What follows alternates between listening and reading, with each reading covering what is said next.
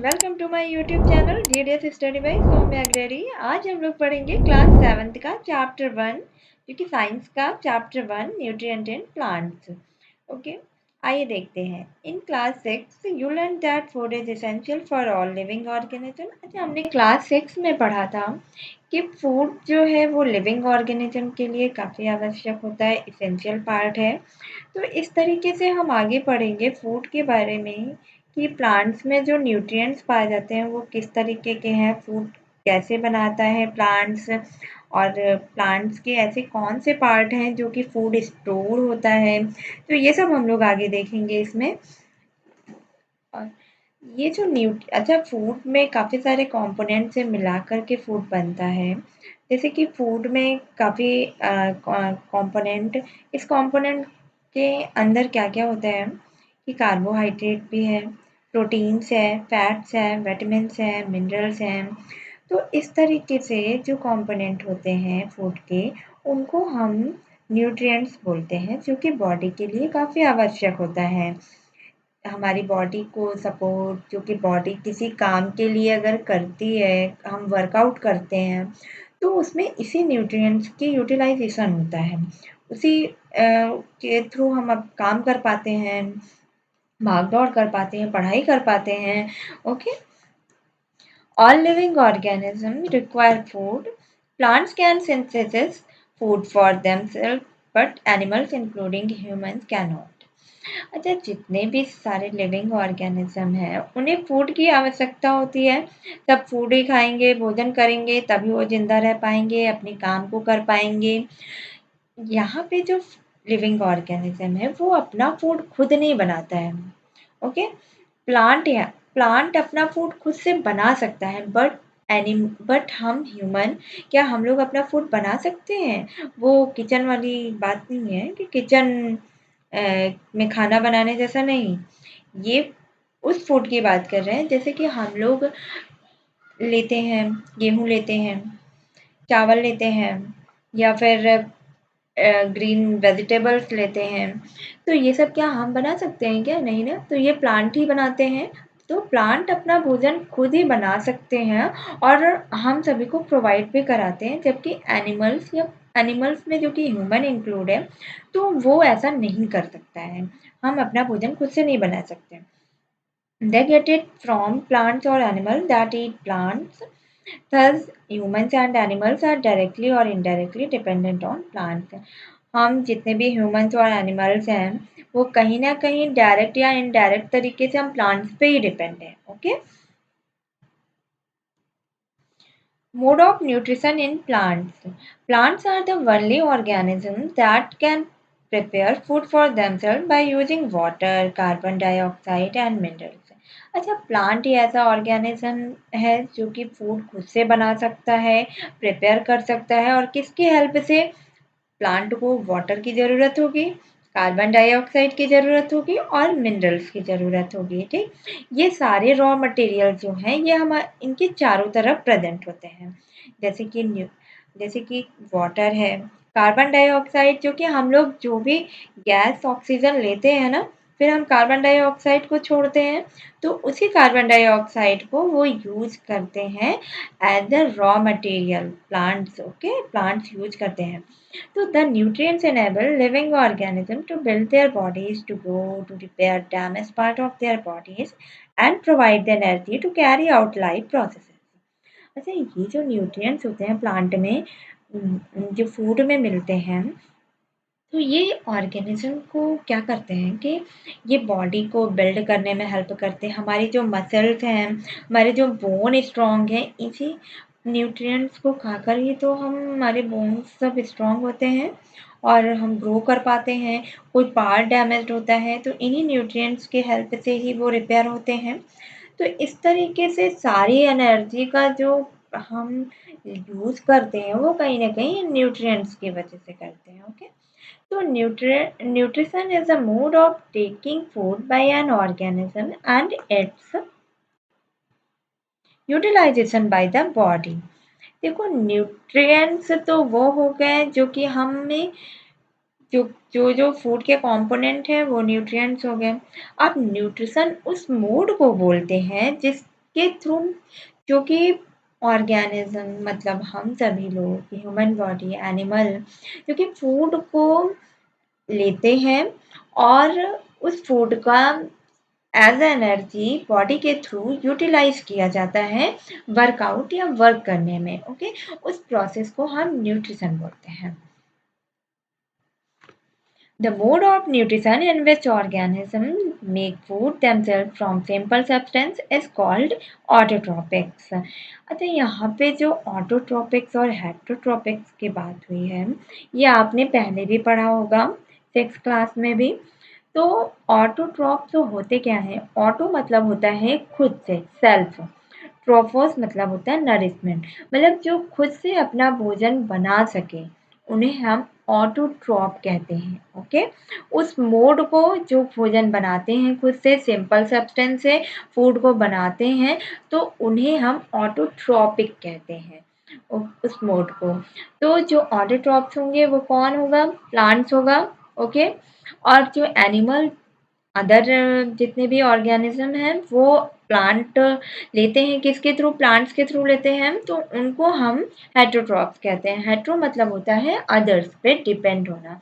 हम लोग प्लांट्स पे डिपेंड है तो हम लोग हेटरोट्रॉप्स हैं। Okay, and now we may ask where the food factories of plants are located, whether food is made in all parts of a plant or only in certain parts, how do plants obtain the raw materials from the surrounding, how do they transport them to the food factories of plants। यहाँ पे ये मतलब है कि हम लोग आगे ये पढ़ने जा रहे हैं कि जो प्लांट हमें फूड प्रोवाइड करता है, तो वो भी तो फूड कहीं न कहीं कहाँ बनाता होगा प्लांट, और कहाँ पे स्टोर होते होंगे उस प्लांट के फूड, कहाँ स्टोर करता होगा, कौन-कौन से रॉ मटेरियल यूज़ होते हैं, कैसे ट्रांसपोर्ट करते हैं, तो इसके बारे में पढ़ेंगे। तो आगे है फोटोसिंथेसिस, जो कि फूड मेकिंग प्रोसेस होता है इन प्लांट्स में। प्लांट में एक प्रोसेस पाया जाता है जो कि जिसे हम फोटोसिंथेसिस कहते हैं। फोटो मतलब होता है लाइट, सिंथेसिस मतलब होता है मेकिंग। ओके, यानी कि हाँ, जो कि फोटो यहाँ लाइट से, ये टॉर्च वाली लाइट से मतलब नहीं है, यहाँ सनलाइट से मतलब है। ओके, तो प्लांट्स जब भोजन अपना बनाते हैं तो उन्हें सनलाइट की ज़रूरत होती है। सनलाइट के ही थ्रू वो अपना भोजन बना पाते हैं, और जो रॉ मटेरियल की ज़रूरतें होती हैं उन सब सारे प्रोसेसेस को मिला के हम फोटोसिंथेसिस कहते हैं। तो leaves are the food factories of plants. तो प्लांट के जितने भी ये फूड फैक्ट्रीज है ना, जहाँ पे फूड मतलब स्टोर होता है, तो उस किस पार्ट में होता है? लीव्स में होता है, पत्तियों में। तो इस तरीके से सारे जो भी रॉ मटेरियल हैं वो लीफ तक पहुँचते हैं। जैसे कि ये आगे दिया हुआ है, water and minerals present in the soils are absorbed by the roots and transported to the leaves. तो जो ये प्लांट्स और मिनरल्स हैं ये सॉइल में प्रेजेंट होते हैं, ठीक है? तो वहाँ से रूट्स तो नीचे का पार्ट हो गया जो कि मिट्टी के अंदर होता है, सॉइल के अंदर हुआ। तो सॉइल से रूट उसे एब्जॉर्ब करता है, ठीक? जब एब्जॉर्ब करेगा तो ट्रांसपोर्ट करेगा लीव्स तक। वो रूट लीव्स तक ट्रांसपोर्ट करते हैं वाटर और मिनरल्स को। ओके? और कार्बन डाइऑक्साइड हमें कहाँ, उसे प्लांट को कहाँ से मिलती है?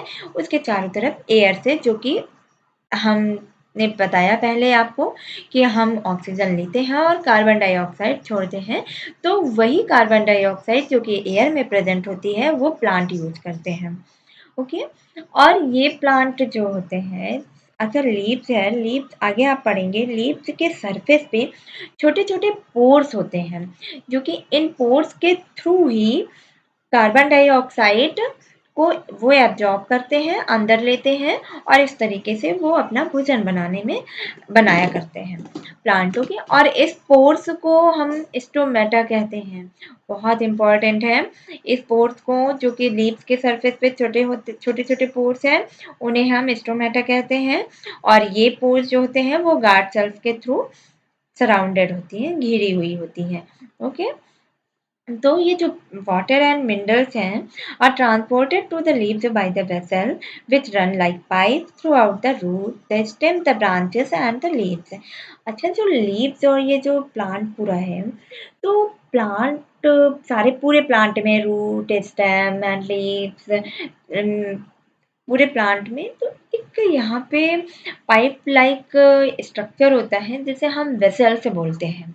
ओके, उन वेसल्स के थ्रू वाटर और मिनरल्स ऊपर जाता है, मतलब कि रूट के थ्रू, स्टेम के थ्रू, ब्रांचेस के थ्रू और लीव्स के थ्रू ये अपना ट्रांसपोर्ट करते हैं वाटर और मिनरल्स को। पाइप लाइक स्ट्रक्चर होता है जो कि आप नहीं देख सकते हैं उसे नेक्ड आई से, वो जब आप बड़े हो जाएंगे आगे क्लासेस में पढ़ेंगे तब आप जरूर देखेंगे।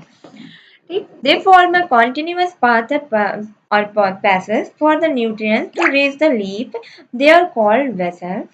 तो ये आप थोड़ा बहुत क्लास 7th में भी पढ़ेंगे। ओके,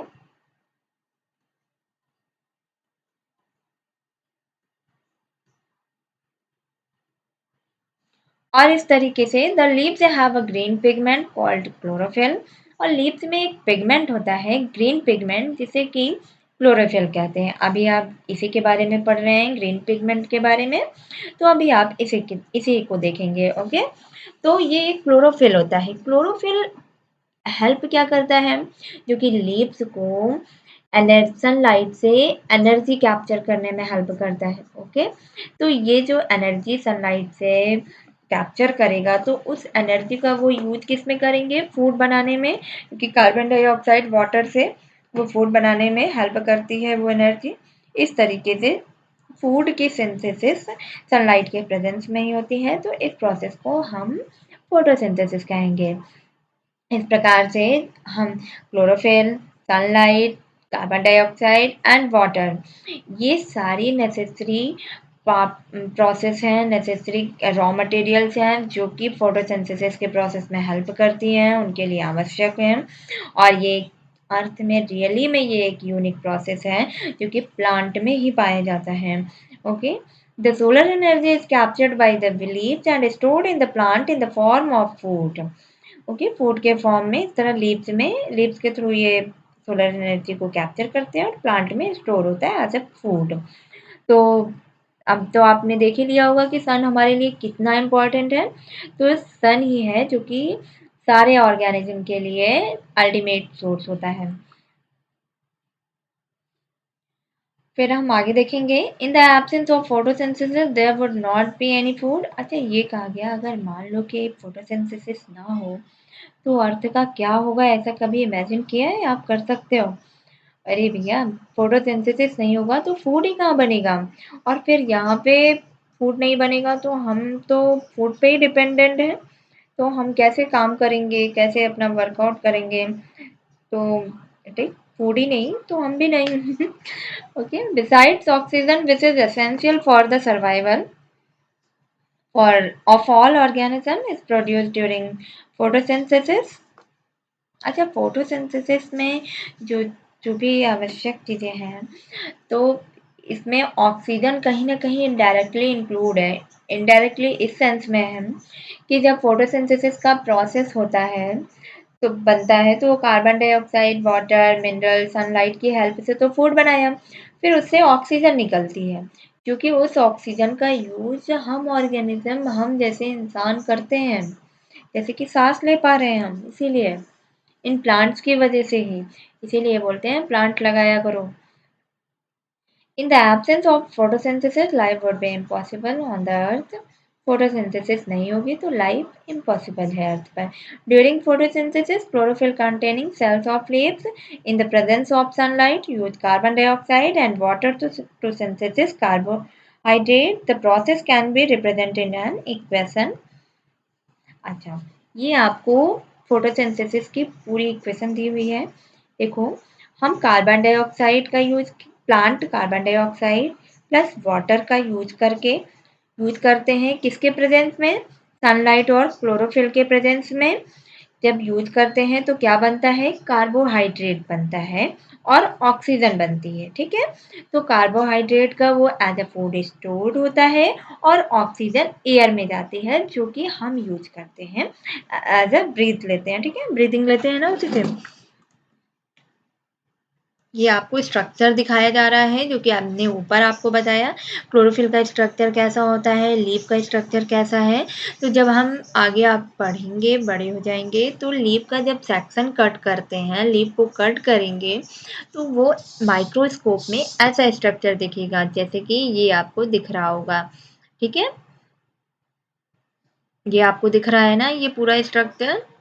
तो ये आपको यहाँ पे दिखेगा जो कि ये छोटे-छोटे आपको होल दिख रहे होंगे, पोर दिख रहे हैं, तो ये स्टोमा है। और इस स्टोमा को किसने कवर किया हुआ है, ये किसने किया है, गार्ड सेल ने। ओके, उसी से कवर होती है। तो इस तरह आपको दिखेगा। और ये लीफ है, लीफ में ये ऐसे छोटे-छोटे आपको दिखेंगे, पोर्स दिखेंगे, जो कि ये देखा, ये ऐसा इसका सेक्शन इसी को ही दिखाया है। ठीक, इसको ही दिखाया हुआ है ये यहाँ पे। और ये आपको दिखेगा स्टोमल ओपनिंग है, ये स्टोमेटा है जो कि, और इसके चारों तरफ ये गार्ड सेल्स ने इसे कवर किया हुआ है। ओके, और फिर इस तरीके से हम देखते हैं आगे। इस तरीके से इस प्रोसेस में ऑक्सीजन रिलीज होती है, फिर इस ऑक्सीजन का हम यूज करते हैं। और फिर स्टार्च के प्रेजेंस में जो लीव्स होती हैं वो फोटोसिंथेसिस, स्टार्च के प्रेजेंस, स्टार्च ही मतलब कार्बोहाइड्रेट है। ओके, तो इस तरीके से हम देखेंगे फोटोसिंथेसिस का प्रोसेस। और इस इक्वेशन को अच्छे से आप पढ़िएगा, याद कर लीजिएगा। और अच्छा, मैंने ब्लू वाला आपको बॉक्स वाला नहीं पढ़ाया था। ओके, cells के बारे में। You have seen that buildings are made of bricks. Similarly, the bodies of living organisms are made of tiny units called cells. अच्छा, जो बिल्डिंग्स तैयार होती हैं, तो क्या बिल्डिंग ऐसी तैयार हो जाती है? नहीं ना, छोटी छोटी ईंटों से बन के तैयार होती हैं। तो वैसे ही हमारी भी बॉडी जो लिविंग ऑर्गेनिज्म है वो कैसे बनी होगी पता है? छोटे छोटे सेल्स, सेल्स मतलब ब्रिक। मान लो कि छोटी छोटी ईंटों से, ईंट हमारे यहाँ हमारी बॉडी में ईंट का मतलब सेल्स हो गया। तो सबसे छोटी यूनिट कौन सी है हमारी बॉडी में, लिविंग ऑर्गेनिज्म में सेल्स होती हैं। ठीक, उन्हीं सेल से पूरी बॉडी बनी है। तो सेल्स को तो हम फिलहाल ऐसे नेक्ड आई से नहीं देख सकते हो कि लाओ मैं उसको माइक्रोस्कोप से देखते हैं। ओके, आप ऐसा मत करने लगना कि अपनी बॉडी में ईंट ढूंढने लगो कि ईंट जैसा स्ट्रक्चर तो नहीं दिख रहा है। वो छोटी छोटी सेल्स से बने होते हैं जो कि हम माइक्रोस्कोप से देखते हैं। ओके, और कुछ ऑर्गेनिज्म सिर्फ एक सेल का बना होता है, हमारे इसमें तो बहुत सारी सेल्स होंगी बॉडी में। ठीक, और the cells is enclosed by thin outer boundary. अच्छा, ये जो सेल्स होती है ना, सेल्स चारों तरफ से कवर होती है, एक बाउंड्री बना लेती है, आउटर लेयर कवर करने के लिए। ठीक है, उसे हम क्या बोलेंगे, सेल मेम्ब्रेन। और उस सेल के अंदर एक छोटा गीला गीला में मतलब जेली लाइक सब्सटेंस होता है जिसे हम साइटोप्लाज्म कहते हैं। और उसमें एक छोटा सा डिस्टिंक्ट सेंट्रली जो कि लोकेटेड पार्ट स्ट्रक्चर होता है उसे न्यूक्लियस बोलते हैं। ये आपको दिख रहा होगा, इसे आप अच्छे से पढ़िएगा, ये एग्जाम में पूछता है।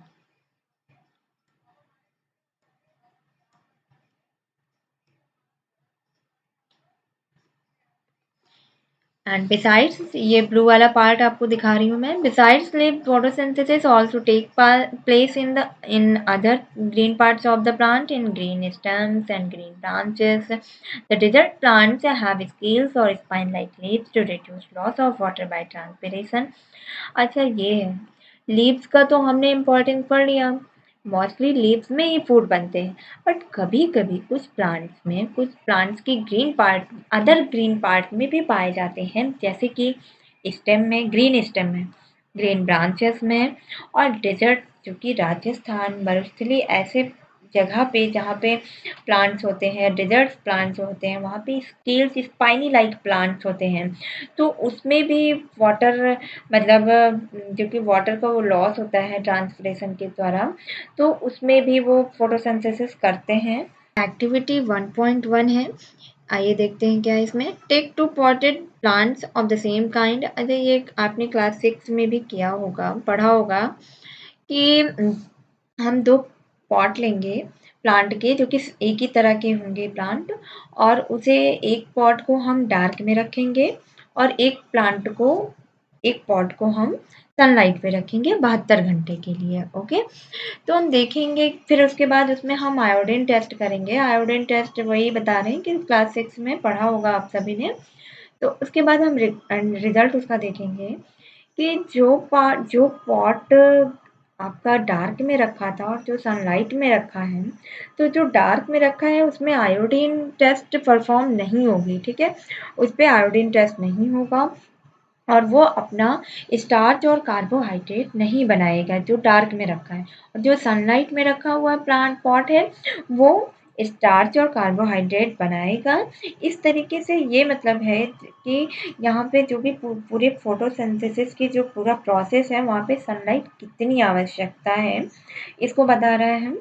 तो इस तरीके से आप देखेंगे कि जो लीव्स होती हैं, तो लीव्स में ग्रीन कलर का तो आपने क्लोरोफिल कहा, ऐसे ही बहुत सारे पिगमेंट्स पाए जाते हैं जैसे कि रेड, ब्राउन, ये सब भी पिगमेंट्स होते हैं और ये सब पिगमेंट्स होने के बावजूद भी वो फोटोसिंथेसिस करते हैं। ओके, ग्रीन पिगमेंट्स होते हैं बट ज़्यादा अमाउंट में होते हैं, छोटे छोटे अमाउंट में ये सब भी होते हैं, ठीक है। And you often see slimy green patches in ponds. अच्छा, आपने पॉन्ड्स या फिर जैसे स्विमिंग पूल हो गया है, तालाब वगैरह हो गया जहाँ पानी रुका हुआ रहता है ऐसे गड्ढा, तो आप देखेंगे ग्रीन ग्रीन पैचेस ऊपर तैरते हुए नहीं रहते हैं, जैसे लगता है कहते हैं हम ग्रीन ग्रीन पैचेस रहते हैं, तो उसे हम एल्गी बोलते हैं, ठीक है।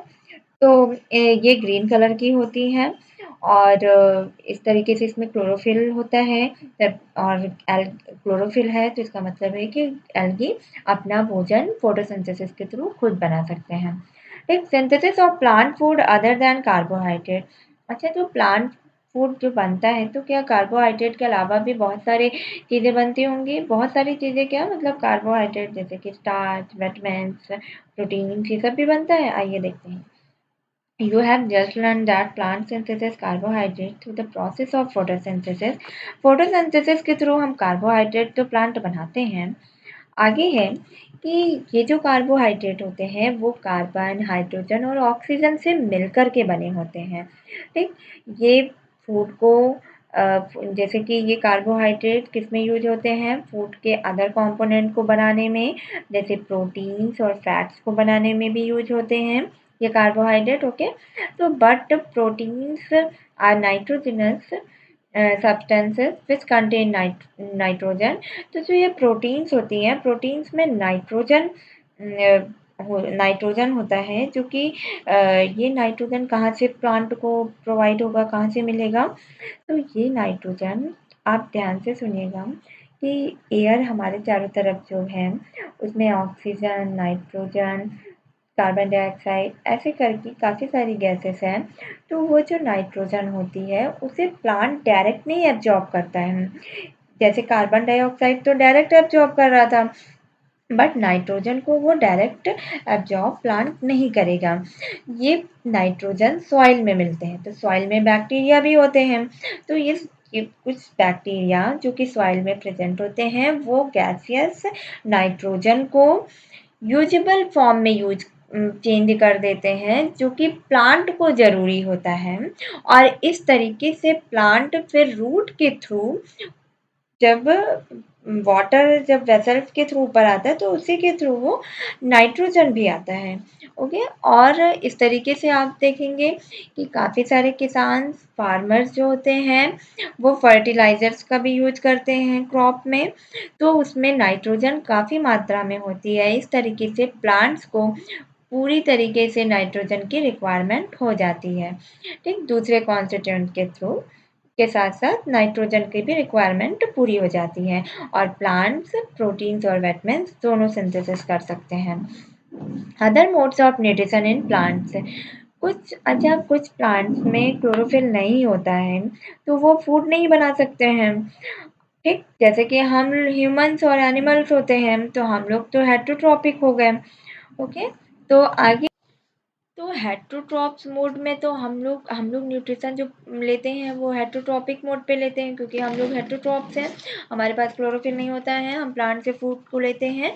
और यहाँ पे आप एक चीज़ आगे पढ़ेंगे कि पैरासिटिक प्लांट के बारे में। पैरासिटिक प्लांट उन्हें कहते हैं जो कि दूसरे पे डिपेंड होते हैं, ठीक है, दूसरे पे डिपेंड होते हैं। और आपने कभी कभी देखा होगा कि काफ़ी सारे पेड़ के ऊपर दूसरा पेड़ भी लिपटा हुआ रहता है, ऐसे उसकी जड़ें पूरी चारों तरफ से चिपकी हुई रहती हैं, मतलब उसकी पत्तियां तनों में पूरा फैला हुआ रहता है। तो प्लांट को वो दूसरे प्लांट से फूड को लेते हैं, और क्योंकि उनके पास क्लोरोफिल नहीं होता है, और वो उस प्लांट से फूड को लेते हैं और बदले में उन्हें प्रोटेक्शन भी प्रोवाइड कराते हैं दूसरे प्लांट को। तो जिस पर प्लांट लिपटा हुआ है उस प्लांट को हम होस्ट कहेंगे। इस तरीके से वो न्यूट्रिएंट्स को लेंगे उस प्लांट से, होस्ट प्लांट से। और यहाँ पे ये आपको एक स्ट्रक्चर दिखेगा, ये एक इमेज दिख रही है, फिगर, जिसमें कि दिखाया गया है कि देखो ये प्लांट आपको दिख रहे होंगे येलो येलो करके। तो ये दूसरे प्लांट पे लिपटा हुआ है, जो कि कॉस्टोडा प्लांट है। ये पैरासिटिक प्लांट है, होस्ट प्लांट पे लिपटा हुआ है, और ये इस तरीके से भोजन को लेगा। ठीक, आगे है, कुछ प्लांट्स एनिमल भी खाते हैं, क्या कभी सुना है? नहीं, नहीं सुना होगा, तो आगे पढ़ते हैं। There are a few plants which can trap insects and digest them. कुछ प्लांट्स ऐसे होते हैं जो कि इंसेक्ट को लेते हैं, ट्रैप कर लेते हैं और उसे डाइजेस्ट करते हैं, मतलब किडनैप करके उसको डाइजेस्ट कर लेते हैं, ठीक है। तो इस तरीके से काफ़ी प्लांट जो होते हैं वो ग्रीन कलर के भी हो सकते हैं और अदर कलर के भी होते हैं। जैसे कि आप ये 1.6 फिगर में देखोगे कि इस प्लांट अलग कलर का भी है, हल्का ब्राउनिश है। और अच्छा, ये जो लीफ आपको दिख रही होगी, मैं आपको दिखाती हूँ कहाँ कहाँ बता रही हूँ। ये लीफ का पार्ट देख रहे हो, ये लीफ तो है, बट वही लीफ आगे मॉडिफाई हो जाती है और एक पिक्चर लाइक स्ट्रक्चर बनाती है। लीफ का मॉडिफाई पार्ट जो होता है उसी को हम क्या बोलते हैं, ये देख रहे हैं, ये इंसेक्टिवोरस प्लांट इसी को ही बोलते हैं। आगे पढ़ोगे आप, इंसेक्टिवोरस प्लांट उसे कहेंगे जो इंसेक्ट को ट्रैप करते हैं और डाइजेस्ट कर लेते हैं, ठीक। ऐसे ये इसका पार्ट आप देख रहे हैं ऊपर का, ये जग का, ये जो ऊपर का पार्ट लिड पार्ट है, मतलब माउथ पार्ट जो होता है वो पिक्चर का, ये ओपन और क्लोज होता है। ये देख रहे हो कैसे, ये देखो इसका कैप बना हुआ है, देख रहे हो, कैप है, ये इसका खुला हुआ पार्ट है, ये बंद और खुल जाता है।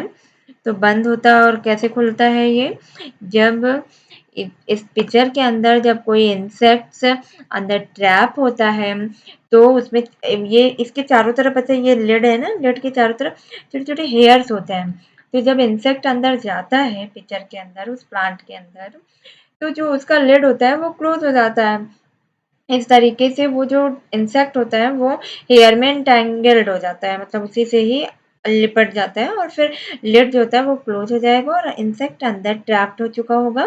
फिर उसके बाद उसको डाइजेस्ट कैसे करेगा, जैसे हम लोग फूड खाते हैं तो अंदर काफ़ी सारे डाइजेस्टिव जूस होते हैं जो कि हमारे फूड को डाइजेस्ट करते हैं, ठीक। इसी तरीके से प्लांट में भी डाइजेस्टिव जूस होते हैं जो कि पिक्चर में सिक्रीट होता है, फिर वो इंसेक्ट डाइजेस्ट होता है और उससे न्यूट्रिएंट्स को एब्जॉर्ब करता है। इस तरीके से उस प्लांट को हम क्या कहते हैं, इंसेक्टिवोरस प्लांट।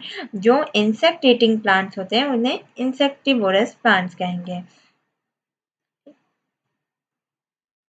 इसी तरीके से एक सैप्रोट्रॉप्स होता है। सैप्रोट्रॉप्स आपने, एक एग्जांपल है यहाँ पे, मशरूम की सब्जी भी खाई होगी, जो कि पैकेट्स मशरूम के मिलते हैं मार्केट में। तो वो मशरूम देखा होगा कि कैसा होता है कि बहुत ऐसे अम्ब्रेला लाइक स्ट्रक्चर पैचेस बने होते हैं। तो ये मॉइस्ट सॉइल में मिलते हैं, ठीक है। रेनी सीजन में जो मॉइस्ट सॉइल होती है वहाँ पे ये मिलते हैं इस तरीके से। और इसमें काफ़ी न्यूट्रिएंट्स होता है, ठीक है, इसमें बहुत प्रोटीन होती है इसमें, मशरूम में। और फिर एक्टिविटी आप 1.2 देखेंगे। कि आप एक ब्रेड लो, अगर ब्रेड का पीस लो और फिर उसे पानी में अगर आप डाल दो, मान लो कि थोड़ी गीली हो गई है ब्रेड, और फिर उसे एक गर्म जगह पे रख दो, तो मॉइस्ट थोड़ी-सी हो, मॉइस्ट प्लेस हो और थोड़ा गर्म हो, तो ऐसे आप रखोगे 2-3 दिन के लिए, तो उसपे छोटे-छोटे फ्लफ़ी पैचेस आप देखेंगे बन जाएँगे ग्रीन कलर के। तो ग्रीन जैसे ऐसे ब्राउनिश टाइप के गंदे-गंदे दिखेंगे, तो उस पैचेस को माइक्रोस्कोप से या मैग्नीफाइंग ग्लास से देखोगे, तो ये जो ऐसा दिखेगा आपको ब्रेड के ऊपर पीस पे, तो उसे फंजाई कहते हैं, ठीक है? इस ऑर्गेनिज़्म को। ये भी एक न्यूट्रिशन का डिफरेंट मोड होता है, ठीक? और जैसे कि सैप्रोफिटिक न्यूट्रिशन हम पढ़ रहे हैं ना, तो उसी का ही पार्ट है फंजाई, ठीक? तो ये ब्रेड से न्यूट्रिशन को एब्ज़ॉर्ब करते हैं और इस तरीके से जो डिकेइंग या डेड मैटर से पार्ट से जो न्यूट्रिशन को जो ऑर्गेनिज़्म एब्ज़ॉर्ब करता है, उसे सैप्रोट्रोपिक न्यूट्रिशन बोलेंगे और इस तरीके के ऑर्गेनिज़्म को जो इस सैप्रोट्रोपिक न्यूट्रिशन को एब्ज़ॉर्ब करते हैं या लेते हैं, उन्हें सैप्रोट्रॉप्स बोलते हैं, ठीक है? फंजाई ऑल्सो ग्रो ऑन, अच्छा फंजाई जो होते हैं, ये अचार में भी लग जाएगा, लेदर पे, क्लॉथ पे, काफ़ी सारी चीज़ों पे लग सकता है, जो कि गरम या फिर थोड़ी ह्यूमिड प्लेस पे, वेदर पे काफ़ी समय के लिए अगर रखा हो, तो आप देखेंगे कि अचार में भी पड़ जाता है व्हाइट-व्हाइट ना, वही होती है फंजाई, ओके? तो इस तरीके से काफ़ी सारी चीज़ें रेनी सीज़न में खराब भी हो जाती हैं और ये जो फंगल स्पोर्स होते हैं, ये जो फंजाई होते हैं, फंगल स्पोर्स, ये एयर में भी प्रेज़ेंट होते हैं और जब ये लैंड पे आते मतलब लैंड पे तभी जर्मिनेट करते हैं जब वेट और वार्म थिंग्स हो, थोड़ी गर्म और मॉइस्चर जगह पे ये जर्मिनेट और ग्रो करते हैं फंजाई, ठीक? और फिर कुछ ऑर्गेनिज़्म, अच्छा आगे हम पढ़ेंगे सिम्बियोसिस के बारे में। सिम्बियोसिस उसे बोलते हैं जैसे कि कुछ ऑर्गेनिज़्म एक साथ रहते भी हैं और एक साथ एक दूसरे को शेल्टर और न्यूट्रिशन प्रोवाइड करते हैं, तो उस रिलेशनशिप को सिम्बियोसिस कहते हैं। एग्ज़ाम्पल आप देखोगे कि फंजाई जो होता है, फंजाई में क्लोरोफिल नहीं होता है, वो अपना भोजन नहीं बना पाते हैं, जबकि एल्गी में क्या होता है कि एल्गी में क्लोरोफिल होता है और वो अपना भोजन खुद बना पाते हैं, अपना फूड खुद बना लेते हैं। तो इस तरीके से जो फंजाई होता है, फंजाई प्लांट के रूट्स में मिलते हैं और ये जो प्लांट्स होते हैं, ये फंगस को न्यूट्रिशन प्रोवाइड करते हैं और बदले में फंगस क्या लेता है, वाटर और न्यूट्रिएंट प्रोवाइड करता है प्लांट को, ठीक? ऐसे ये लोग इस रिलेशनशिप को क्या बोलेंगे, सिम्बियोसिस। इस ऑर्गेनिज्म एक लाइकेन्स होते हैं, लाइकेन्स जो कि एल्गी और फंजाई के बीच का पार्ट होता है, मतलब कि ये इसमें लाइकेन पे ये क्लोरोफिल कंटेनिंग होते हैं, इसमें क्लोरोफिल भी होता है और जो कि एल्गी का भी पार्ट होता है और फंगल दोनों के मतलब एक तरीके से दोनों का मिक्सचर ही है। द फंगस प्रोवाइड शेल्टर और फंगस क्या करता है, वो शेल्टर, वाटर और मिनरल्स एल्गा को प्रोवाइड कराता है और बदले में एल्गी क्या करता है, वो फंगस को न्यूट्रिएंट्स प्रोवाइड कराता है, मतलब फूड प्रोवाइड कराता है, सॉरी, फूड प्रोवाइड कराता है फंगस को, ठीक? अब आगे आप देखोगे कि सॉइल में न्यूट्रिएंट्स कैसे रिप्लेनिश्ड करता है। तो आपने देखा होगा कि किसान जो होते हैं, फार्मर्स जो होते हैं, वो फील्ड्स पे, खेतों पे काफ़ी सारे फर्टिलाइज़र्स का यूज़ करते हैं, सुना होगा क्रॉप्स में फर्टिलाइज़र्स का यूज़ करते हैं। तो इस फर्टिलाइज़र्स में काफ़ी सारे न्यूट्रिएंट्स और मिनरल्स होते हैं जो कि प्लांट एब्ज़ॉर्ब करता है, ठीक? और ये फर्टिलाइज़र में क्या-क्या होते हैं? इस फर्टिलाइज़र में नाइट्रोजन होता है, पोटेशियम, फास्फोरस काफ़ी सारी चीज़ें होती हैं। इस तरीके से वो सॉइल पे धीरे-धीरे ऐड होता जाता है ये न्यूट्रिएंट्स और प्लांट जो होते हैं वो धीरे-धीरे हेल्दी हो जाते हैं और बने रहते हैं, जो कि कीड़े-मकोड़े नहीं खाते उन्हें, ठीक है? इन सब से बचने के लिए ये सब डालते हैं ताकि अच्छे से ग्रो भी हो सके, इसलिए भी फर्टिलाइज़र्स का यूज़ किया जाता है। और फिर आप देखोगे कि जो क्रॉप प्लांट होते हैं, क्रॉप प्लांट ये नाइट्रोजन को काफ़ी मात्रा पे एब्जॉर्ब कर लेते हैं और फिर सॉइल जो होती है, सॉइल पे नाइट्रोजन की कमी हो जाती है। तो नाइट्रोजन जो है, नाइट्रोजन तो एयर में प्रेज़ेंट होती है।